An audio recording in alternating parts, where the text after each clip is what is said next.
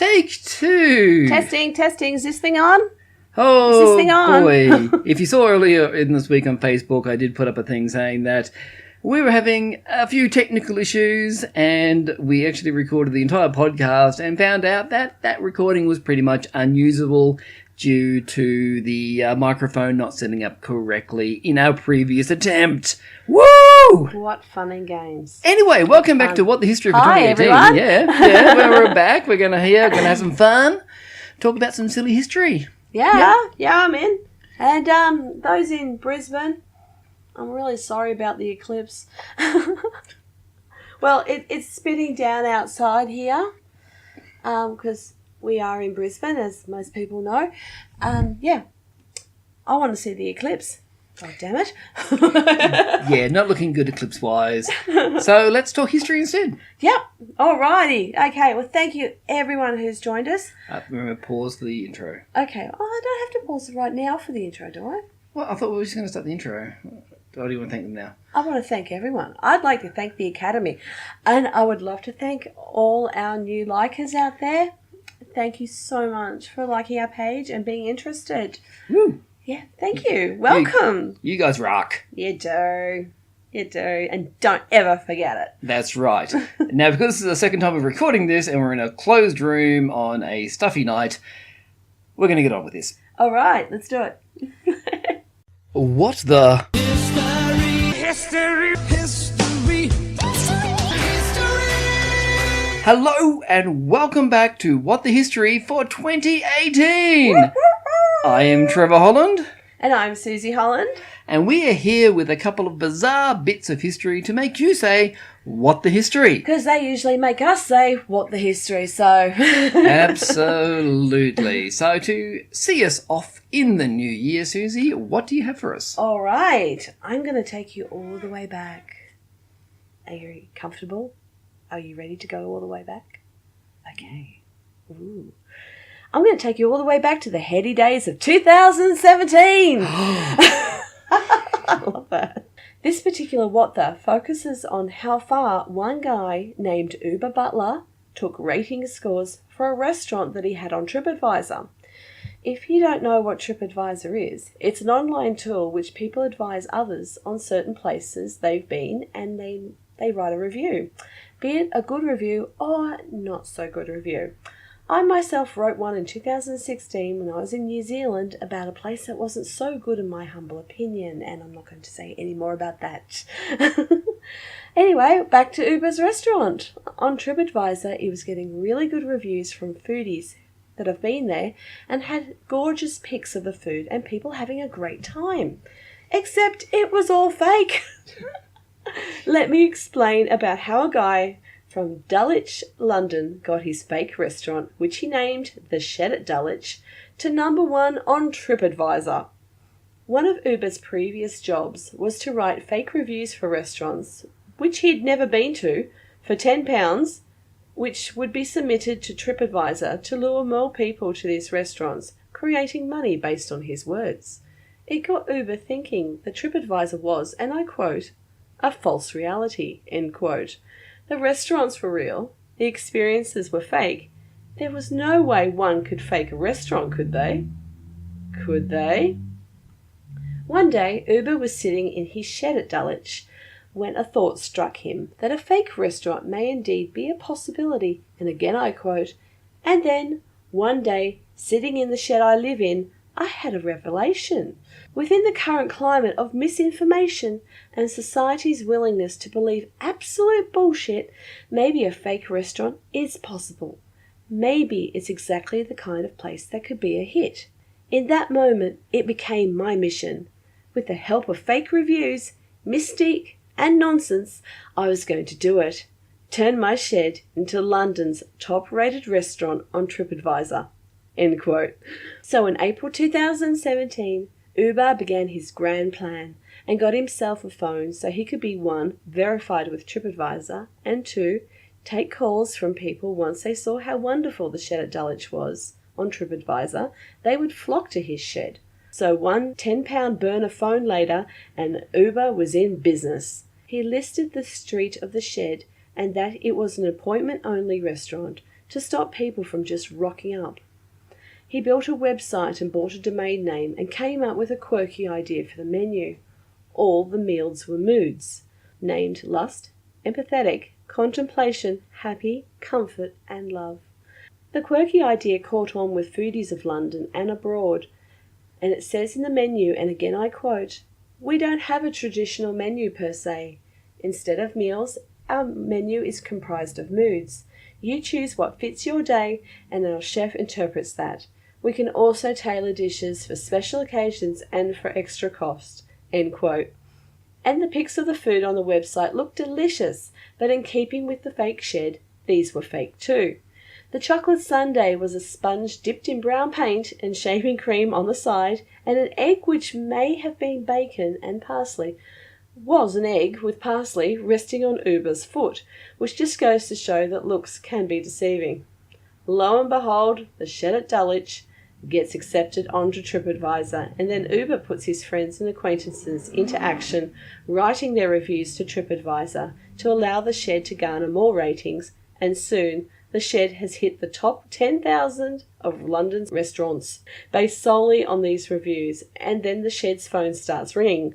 Off the hook, with people trying to get a table, and every time Uber tells them the shed is fully booked.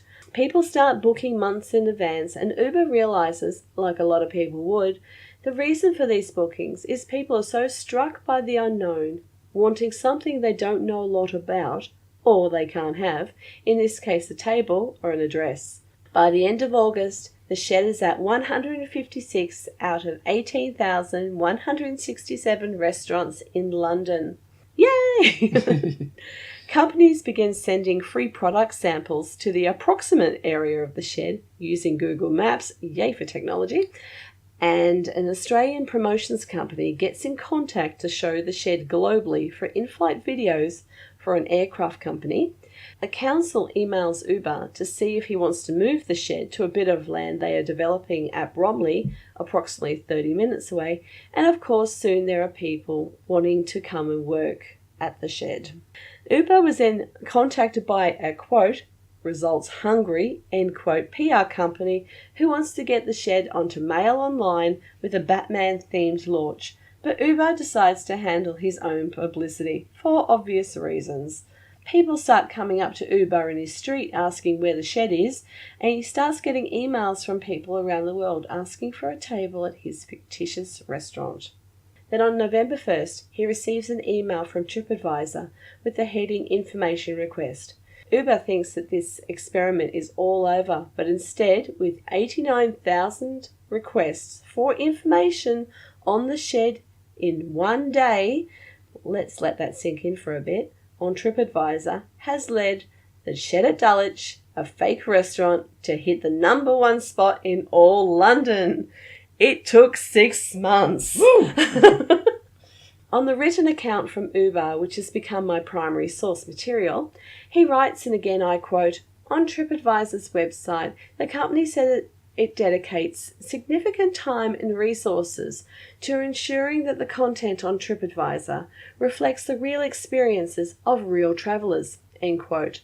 So Uber reaches out to TripAdvisor, asking them how he was able to fool them, and the response was, and again I quote, generally, the only people who create fake restaurants listings are journalists in misguided attempts to test us, replies a representative via email. As there is no incentive for anyone in the real world to create a fake restaurant, it is not a problem we experience with our regular community. Therefore, this test is not a real-world example. Most fraudsters are only interested in trying to manipulate the rankings of real businesses, so the distinction between attempted fraud by a real business as opposed to attempted fraud for a non-existent business is important. To catch these people out, TripAdvisor uses state-of-the-art technology to identify suspicious review patterns and says, our community too can report suspicious activity to us. They then quote a 2015 study that found 93% of TripAdvisor users said they found the reviews they read to be accurate of the actual experience. End quote. So, experiment over. Unsurprisingly, the phone doesn't stop ringing for people to book a table, so Uber decides to give the public what they want and makes the shed at Dulwich a reality, but hits another snag. How is he going to recreate the mood meals? And in 4 days. Because he decided to do the launch 4 days after everything happened with TripAdvisor and the 89,000 requests that he received. Now, he decides to enlist friends to be the chef, DJ and waitress and meets the guests outside in the street with blindfolds so they don't see the state of his yard, which he has cleaned up, and even cleans out a children's cubby house and has a few chickens in it. Much like lobsters, where people can choose their lobster to eat, people can choose a chicken. Uber decides that with a little money but with a lot of style, he can get his chef to make microwave food and oven-baked lasagna and mac and cheese and cup of soups in mugs for minestrone and mugs of pudding. And it was a hit. The DJ created sounds of the restaurant to create ambience and disguise the sound of the ding of the microwave. I love it. People were ready to rebook the shed. Uber decided not to charge anyone, telling them it was for a TV show, and just goes to show the power of the internet and the modern age. A search of TripAdvisor has no trace of the shed at Dulwich. Aww. And as a last quote, Uber has written, quote, "If I can transform my garden into London's best restaurant, literally anything is possible." End quote. Uber, my hat goes off to you, sir. Yeah, I am impressed, really impressed at your ingenuity. And maybe when I go over to the UK in September, late August, early September, I might even have to visit old Dulwich. I might check out Uber. Nice to see if he's still got that I'm phone. going to see if You can he's call him there. up. I'd like a table. Oh, bless. I really love this story. So thank you so much, Rochelle and Rachel, for sharing this story with me and with all our friends. Yeah, I couldn't go past it. I loved it. It was a great story. And yeah, like I said, Uber, your ingenuity really makes me happy. I love it. Indeed. So you might have to get his digits. Yes, I might have to call him on the phone. Yeah, get his phone digits. This is a really ham-fisted segue, but it is relevant. So anyway, on to something else. Bing, bing. There is a saying that states you can't stop progress. It's also incredibly easy to find examples where people have rejected this old adage and have fought against change any way they could. Such was the case back in mid-1962. Concerned by the rapid increase of phone usage in the United States, the Pacific Telephone and Telegraph Company, commonly referred to as Ma Bell, started changing how phone calls were made. Up until this time, calls were placed by contacting an operator and asking to be put through to a particular number attached to an exchange. For example, you would ask to be connected to such numbers as Murray Hill 59975 or Clearwater 67841, please. 1962 saw the commencement of changing to an all-digit dialing system, allowing more phone numbers to be generated to allow for future growth and also assist with the automation of connecting phone calls. This may seem standard now, but at the time there was a very robust opposition to the change. Enter the Anti-Digit Dialing League, or ADDL for short. That's brilliant. In the ADDL's own pamphlet against Marbell's violation of the natural order, titled Phones Are for People, they described the founding of the group as starting, quote, over a cup of coffee, where the conversation turned to how, again I quote, they found the new system extremely confusing and difficult to use, end quote. This conversation ended with a notice being published in the classified section of a San Francisco newspaper, and within 10 days over 3,500 people had responded. And as the movement spread, there was correspondence from all over the US as people volunteered to start chapters in their own areas. One of the founding members and co-author of Phones Are for People, and semanticist Samuel Hayakawa, who later became a US senator, told Time magazine in July of 1962, quote, "These people are systematically trying to destroy the use of memory. They tell you to write it down, not memorize it. Try writing a telephone number down in a dark booth while groping for a pencil, searching in an obsolete phone book and gasping for breath. I love this. And all this in the name of efficiency. Engineers have a terrible intellectual weakness. If it fits the machine, they say, then it ought to fit the people. This is something that bothers me very much. Absent-mindedness about people." End quote. And I'm sure he didn't have an English accent, but that's just what happened. I love the way you did that. That was great. So, how were people fighting this digitised attack on the memory of the phone-using public? Some took it to a bit of an extreme. An article in the Ogden Standard Examiner described a housewife picking up the phone, connecting to the operator and saying, quote, "Would you please get me number 3,176,429,682. End quote. There are also claims of phone bills being overpaid by a couple of pennies in order to cause problems with Marbell's bookkeeping, and even people poking extra holes into punch cards used by operators. Another one of the ADDL's founders, Carl May, did not really approve of such tactics, calling them juvenile and saying in the same article, quote, "There are legal channels to voice our protests and we plan to use them. We are getting a hearing before the State Public Utilities Commission and we will tell them that the company is not being realistic in expecting people to react like machines." End quote. This protest was maintained for some time.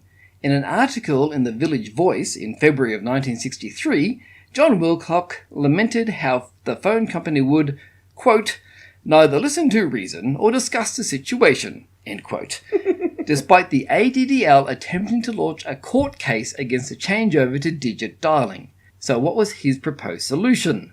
Quote, "What I suggest is that all of you, anywhere in the US, who object to this arrogant attitude of the phone company, pick up the telephone at any and every opportunity, dial 0 and say to the operator, 'I'm calling to register my vote against digit dialing.'" End quote. He went on to suggest that if enough calls were made, then the phone company might be more willing to discuss the matter with the ADDL's lawyers. By 1964, it seemed that the furor had died down and the change was made. But don't think this sort of thing can only happen in the 60s. Oh no. No, in May of 2001, when a shortage of telephone numbers appeared to be looming, additional area codes were being added, turning the common 9-digit phone numbers of the time into 10 to 11-digit monstrosities. In a New York Times article, one Miguel Segovia, a graduate student at Harvard Divinity School, stated, quote, "It is incredibly disorienting. I now get the annoying feeling that my life is becoming cluttered with numbers." End quote.